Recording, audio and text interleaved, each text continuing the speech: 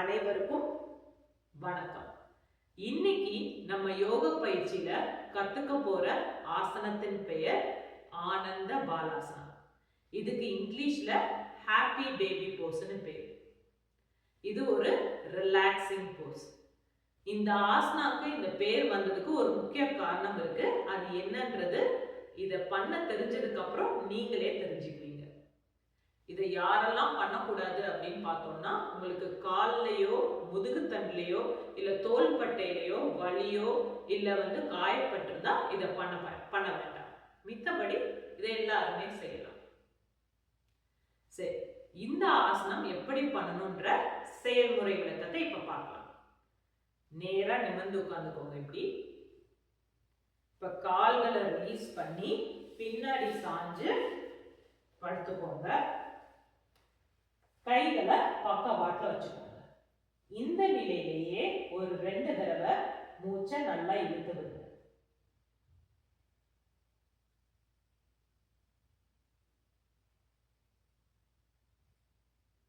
இப்ப மெதுவா கால்களை மடக்கி உங்க பாதத்தை கொஞ்சம் மேட்ல இருந்து மேல தூக்குங்க. அப்படியே மேல தூக்கி உங்க கைகளால உங்களோட பாதத்தை பிடிக்க முடியுமான்னு பாருங்க. இப்படி கட்டை விரலை இப்படி பிடிச்சுக்கலாம், இல்லாட்டி சைட்ல பாதத்துல இப்படி பிடிச்சுக்கலாம். இல்ல இது ரொம்ப கஷ்டமா இருந்ததுன்னா உங்க தொடையில கூட இப்படி பிடிச்சுக்கலாம்.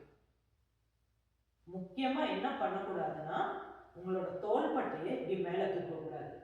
தோள்பட்டை ரிலாக்ஸ்டா கீழே இருக்கணும். தலையையும் இப்படி மேல தூக்க கூடாது. தலையும் மேட்ல கீழே இருக்கணும். கால்கள் அப்படியே விரிச்சு உங்களோட முழங்கால எவ்வளவு மேட்டுக்கு பக்கத்துல கொண்டு போக முடியுமோ அவ்வளவு கொண்டு போங்க. அதுக்காக ரொம்ப வளைக்க வேண்டாம். பெயின் இருக்கக்கூடாது. வலி எப்பவுமே வரக்கூடாது. ஸ்ட்ரெச் இருக்கலாம், ஆனா வலி எப்பவுமே வரக்கூடாது. இந்த நிலையிலேயே நல்லா மூச்சை இழுத்து விடுங்க. 1 2 3 4 5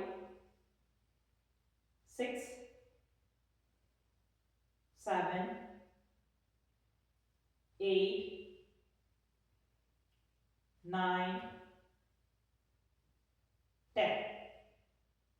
இப்ப மெதுவா கால்களை மூவ் பண்ணி இப்படி நம்ம முதுகுக்கு ஒரு மசாஜ் கொடுக்கணும்.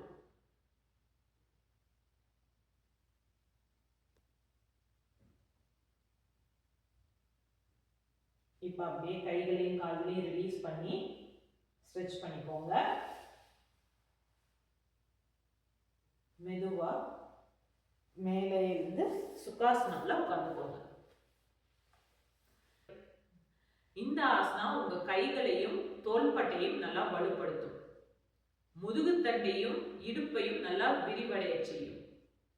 முதுகுத்தண்டுக்கும் கீழ் முதுகுக்கும் நல்லா ஒரு மசாஜ் கொடுக்கும்.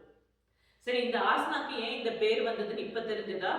நீங்க எந்த குழந்தையும் சந்தோஷமா இருக்கும்போது பாத்தீங்கன்னா இந்த ஆசனால தான் இருக்கும். நன்றி, வணக்கம்.